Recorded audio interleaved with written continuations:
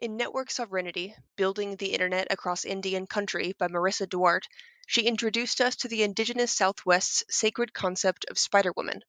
According to Hopi tradition, Spider Woman both spun the world into existence with her web and taught early people to weave cloth to survive. Additionally, she led original peoples between worlds. According to Hopi prophecy, Spider Woman would weave a web around the world, indicating an era when the original peoples would come back together. There are those who believe that the fourth world is ending. We are being heralded by Spider Woman's World Wide Web into the fifth world, a new age.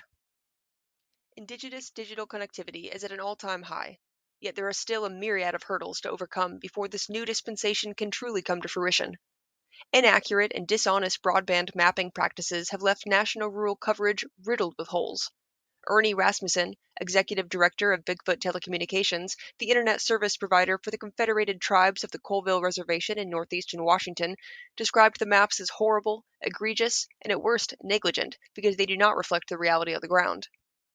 The original maps were based off census-level data and were expectedly inaccurate. A new round of maps was released in 2022 with scant improvement for tribes. Along with issues of address format and natural hindrances, the new maps still neglected to show anchor buildings such as schools, post offices, and hospitals, vital community hubs whose connectivity ought to be indicated for better reflection of those communities. The future, however, looks a bit brighter. Individual users have had the chance to dispute coverage maps by either challenging an inaccurately mapped location or the presence of service altogether. The window in which to dispute, however, was inaccessibly brief. Due by January 13, 2023, untrained users had roughly 4 months to accurately dispute coverage before the FCC finalized the maps and allocated funding. More hopeful than this, though, is the launch of a new virtual tribal broadband office, which has been deployed at the state level and is accessible by every tribe. The office is helping tribes gather speed tests and other technical data necessary to appeal to state broadband offices for grants and other funding. While it has passed the January deadline to challenge the FCC broadband maps, tribes may still advocate for their fair share of each state's allocation. Additionally, the office will also assist tribes in the design of their networks once funding is allocated. With new maps in play and safeguards against their continual decay, the Biden administration has been able to secure a historic amount of funds for Indigenous and other rural communities' pandemic recovery efforts. $20 billion have been amassed for tribal relief.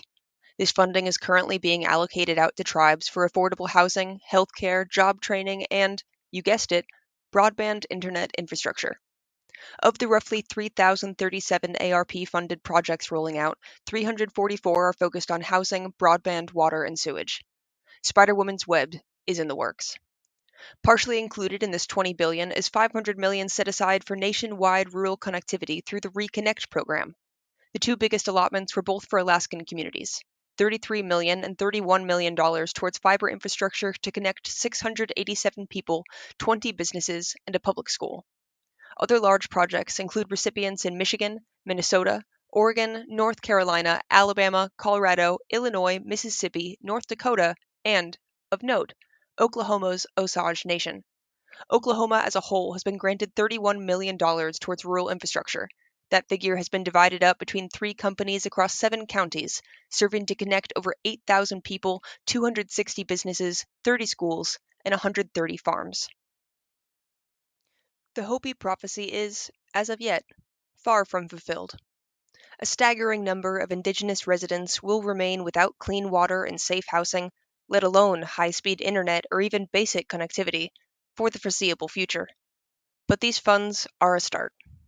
Throwing money at a fire won't put it out. We must be cautious and wise with our progress, lest it become empty virtue signaling with minimal benefit. Working together, gleaning wisdom from both people and places, there is a means forward. Spider-Woman is patiently awaiting her network of souls to guide. It is up to us to rise to the challenge, to reconnect.